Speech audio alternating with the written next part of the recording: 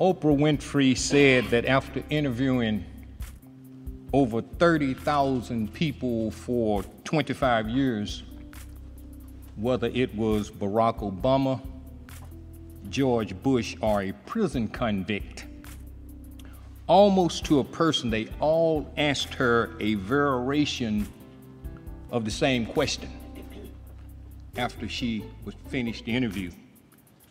They asked, "Was that okay? How did I do?" After 25 years, she stated that she found that there was a common denominator in the human experience that we all share. We all want to know that what we say and what we do matter. We want to be validated. We want to feel significant. Unless you are different from all the 30,000 people that Oprah interviewed. And unless you are different from all the people that I have known personally all my life, you want to be validated. All right. You want to feel significant. You want to know that what you say and what you do matter. Yes, yes. Therefore, the purpose of the message tonight is this. We want to entertain the idea that we should find our purpose, use our talents, and live our lives in ways that matter. But let me digress and thank my friend, Brother Anthony, for the introduction. All right. Also, I want to acknowledge my wife. It's Mildred. Again, the purpose of this message is to entertain the notion that we should find our purpose, use our talents, and live lives in ways that matter. You have to determine what matters to you, because what matters to you might not matter very much to me. Mark Twain said, "The two most important days in your life are the day you are born and the day you find out why." All right. We need to find out why. We need to find our purpose for being here on earth. All right. But you might say, wait a minute, Garland, I'm a senior citizen. Finding my purpose might be a little late for me. I should have done that 20 years ago. I once read a quote that said the best time to plant a tree was 20 years ago. But the next best time is now. However, since you cannot go back 20 years ago, the best time to plant a tree, the best time to live your purpose and use your talents is now. Now. No matter what your age.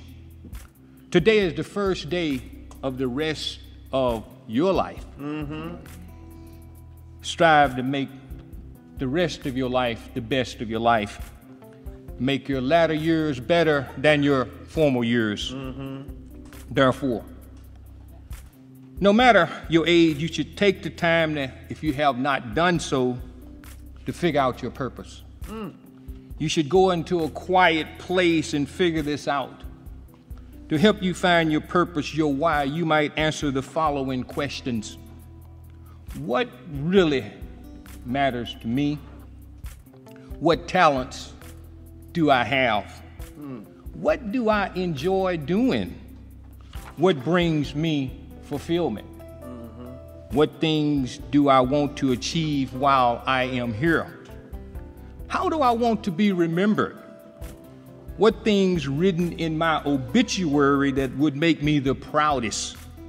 These questions might help you find your purpose, your chief aim in life. Therefore, find your purpose and make sure you use your precious times doing things that matter. Make sure when you reach an objective, you do not get what I refer to in my book as the so what feeling. So what's the so what feeling? The so what feeling is the feeling you get when you do something that doesn't matter. That's something that has little significance. Let me illustrate. Once I read a story about a man who spent years teaching an elephant to walk backwards. Advertisements to the public invited people to come see one of the great marvels of modern time. However, the animal walking backwards failed to impress the people who fill the stands. So what if an animal walked backwards? A similar thing happened to a friend of mine. He spent years trying to convince his girlfriend to have sex with him without any success. Years later, after they both married other people, he convinced her to commit adultery with him. He later told me when they finished, they just stopped and looked at each other as to say, so what? He said they never had sex again. This illustrates having the wrong objective and getting that so what feeling when we accomplish something that does not matter, something with very little significance.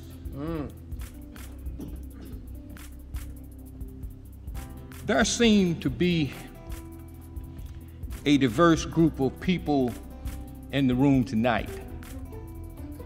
Some Baptists, some Methodists, some Pentecostal, some Church of Christ, some non-church members, some Muslims. But regardless, whether we believe in reincarnation, heaven or death being the final destination, we know that we only live this life once. All right. So let me tell you something that you already know. You will not get out of this life alive. Therefore, you should make the best of your present life doing things that really matter. This can help you to avoid what I refer to in my book as the Methuselah complex. The Bible states many things about Moses, Joshua, Samson, and others. However, all it says about a man that was purported to have lived 969 years is that he lived, had some children, and he died. That's right. It appeared that Methuselah did nothing else that mattered enough to record.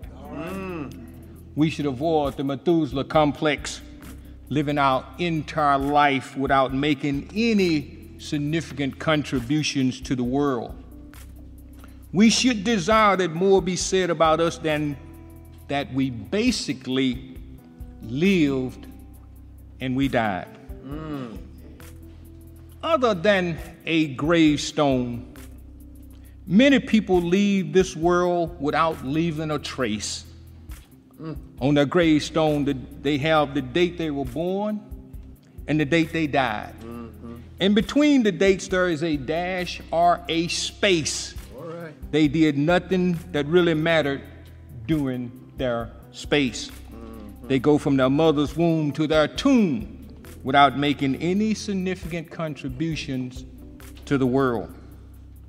You should ask yourself, am I doing anything significant with my precious time on earth? I believe we are here to make ourselves better people and the world a better place. Yeah. The world a better place because we lived. As Mark Twain said, let us so live that when we come to die, even the undertaker will be sorry. Therefore, to avoid that so what feeling in the Methuselah complex, we might ask ourselves what significant or great things we might achieve. How might we live our greatness? Greatness means you do the things that matter the best you can with the talents you possess. Greatness does not necessarily mean that you're rich and famous. That's right. Although taking action and using your talents and following your purpose might cause you to become wealthy. Yes. Peter Thiel, the billionaire and co-founder of PayPal, believes in taking extraordinary action. He said, make a 10-year plan, set 10-year goals, then ask yourself, why can't I do this in 6 months? You know, billionaires think differently from what we do. Michael V. Roberts corroborates the idea of taking action. Mike, whom I discuss in my book, is a black billionaire who once owned 3 city blocks in St. Louis, Missouri.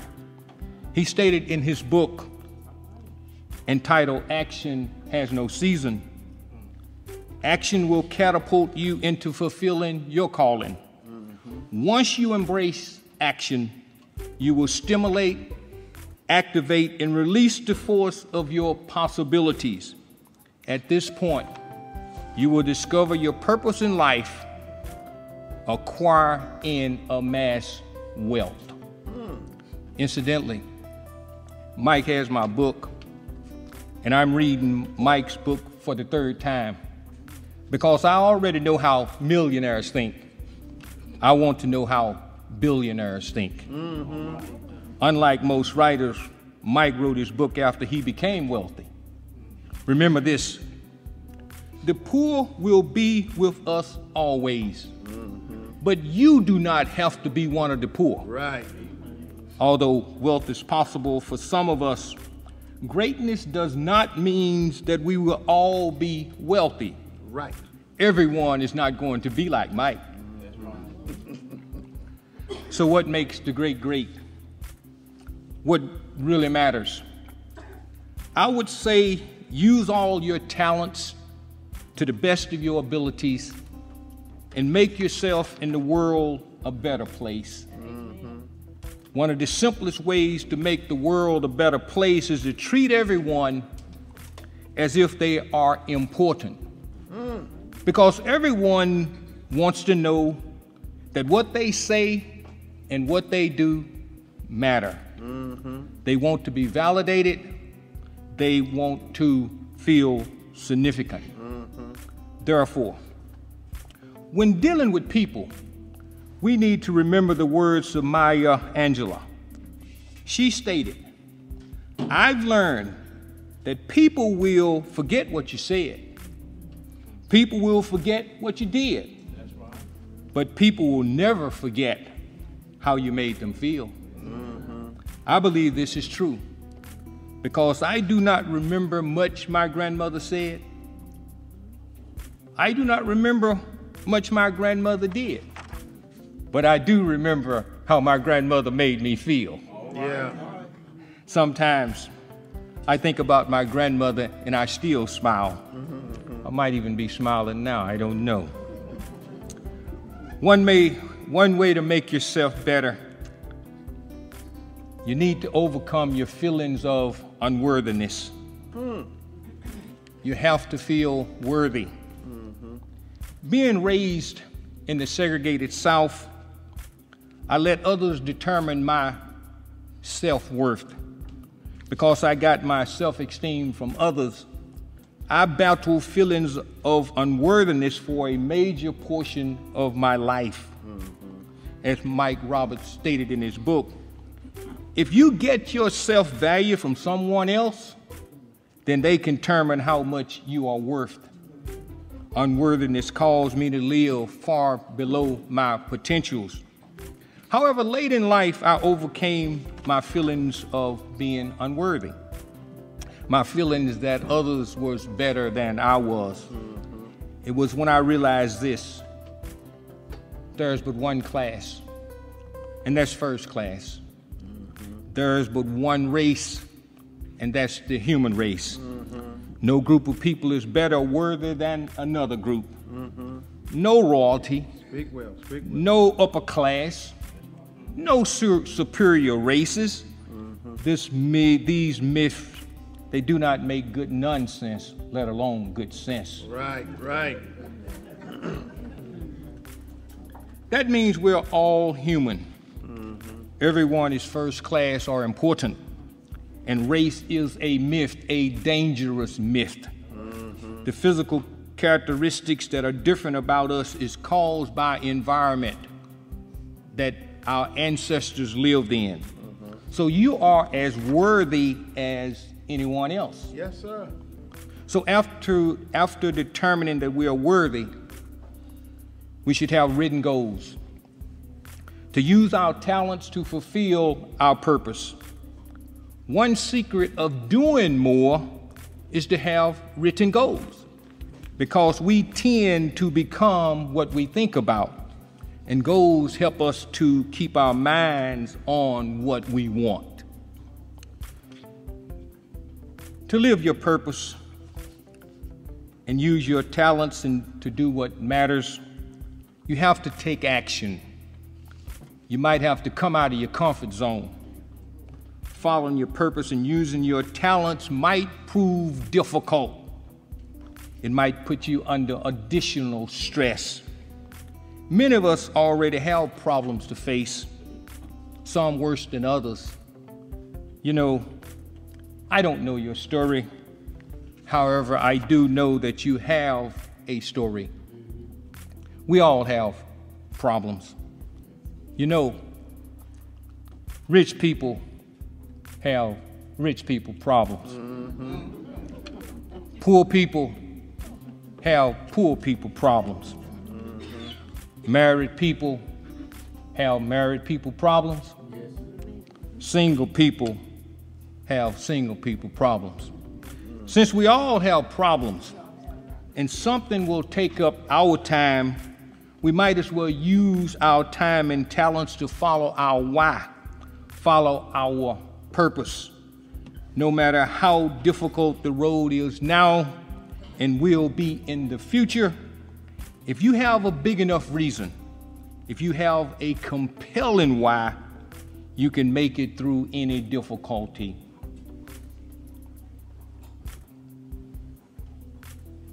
Nietzsche said, "He who has a why to live for can bear almost anyhow." This quote was used by Viktor Frankl in the book Man's Search for Meaning. This was a book about Frankl's life in the German concentration camp in World War II. The German concentration camp was one of history's worst atrocities. As the book of Job, the book Man's Search for Meaning offers hope when we find ourselves suffering as part of the human condition. Frankl wrote, "In the concentration camp, every circumstance worked to destroy the prisoners. All familiar goals in life were taken away. Frankl's mother, father, brother, wife, his entire family, except his sister, all died in the concentration camp or the gas ovens.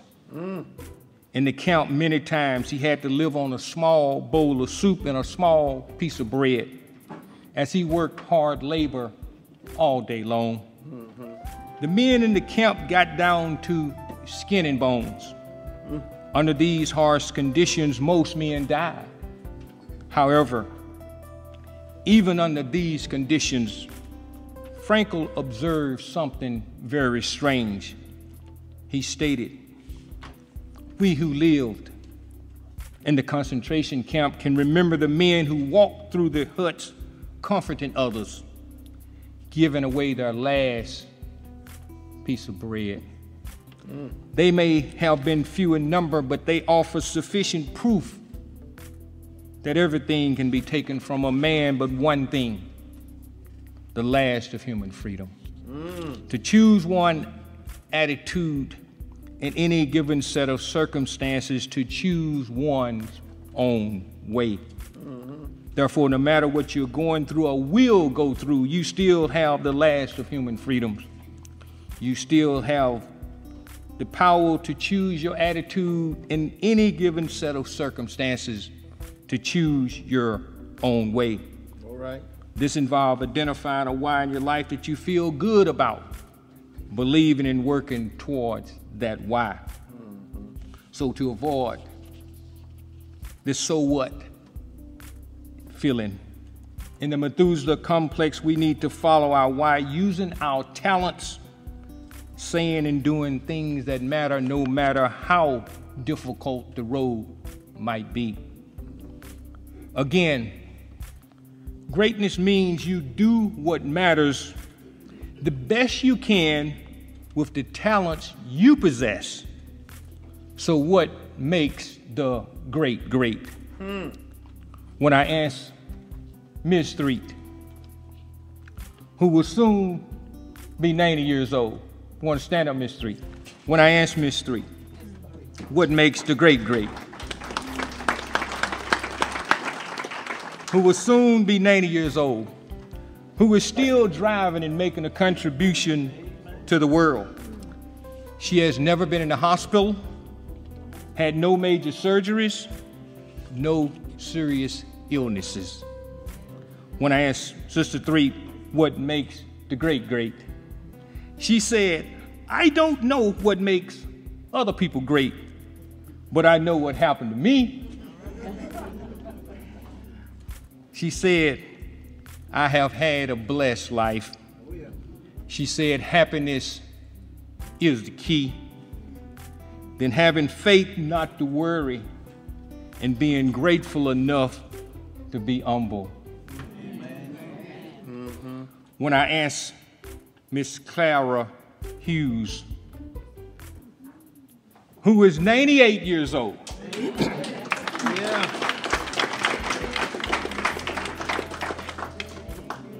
who was the backup for Miss Tennessee. At 98, she's still driving, making a contribution also. When I asked her what makes the great great, she said, I don't know what makes other people great, but I know what happened to me. You know, this was odd because I heard these same words from Ms. Three. She believed that the secret was being grateful.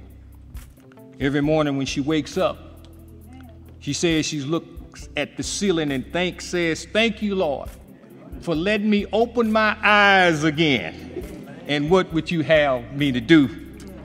She stated that the keys to greatness is being grateful, having faith in God, and the ability to be humble. At 98, we know that longevity has its place. But she said, I just want to do what's right. When I asked Reverend Derek Hammonds, the pastor of this great church and a pillar in the community, what makes the great great? He said, success is when you fulfill your goals and dreams. But greatness is when you help empower others to fulfill their goals and dreams. So what makes the great great? So in closing, no matter what's your age, today is the first day of the rest of your life, along with the almost 8 billion people on earth.